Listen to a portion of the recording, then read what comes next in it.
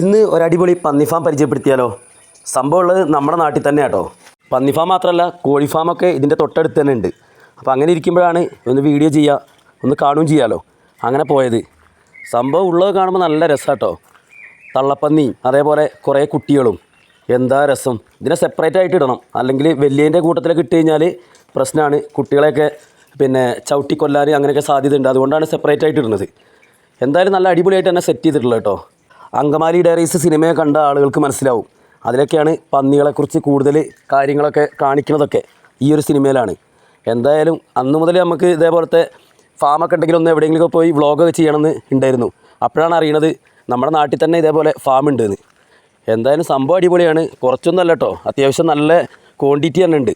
വലുതും ചെറുതുമായിട്ടൊക്കെ ഇഷ്ടം പോലെ ഉണ്ട്. ഇവിടെയാണെങ്കിൽ ഇറച്ചീൻ്റെ ആവശ്യത്തിന് പുറത്തോട്ടൊക്കെ കയറ്റി അയക്കുന്നുമുണ്ട്, അതേപോലെ തന്നെ കുട്ടികളെ കൊടുക്കുന്നുമുണ്ട്. പൊതുവേ മലപ്പുറം ജില്ലയിലൊക്കെ പന്നി ഫാം അതേപോലെ തന്നെ പന്നിയിറച്ചി കിട്ടുന്ന കടകൾ എല്ലാം വളരെ കുറവാണ്. നമ്മുടെ വീടിൻ്റെ അടുത്തൊക്കെ കടയുണ്ട് കേട്ടോ. ഇവിടെ ബീഫും ചിക്കനൊക്കെ കിട്ടുന്ന പോലെ ഡെയിലി ഫ്രഷ് കിട്ടൂല. വെട്ടുന്ന ദിവസം ഫ്രഷ് കിട്ടും, പിന്നെ ഫ്രോസനാണ് കിട്ടുക. എന്തായാലും മറ്റുള്ള ജില്ലകളിലേക്ക് നോക്കിക്കഴിഞ്ഞാൽ അവിടെയൊക്കെ ഇപ്പോൾ വയനാടൊക്കെ ഇഷ്ടംപോലെ പന്നിയിറച്ചി കിട്ടും, അതേപോലെ തന്നെ പോർക്ക് മസാല ഉണ്ട്. ഞങ്ങൾക്ക് കഴിക്കണം തോന്നുമ്പോൾ ഞങ്ങൾ 3-4 ആൾ കൂട്ടിയിട്ട് ഇവിടുന്ന് ഒരെണ്ണത്തിന് വാങ്ങലാണ് ചെയ്യൽ.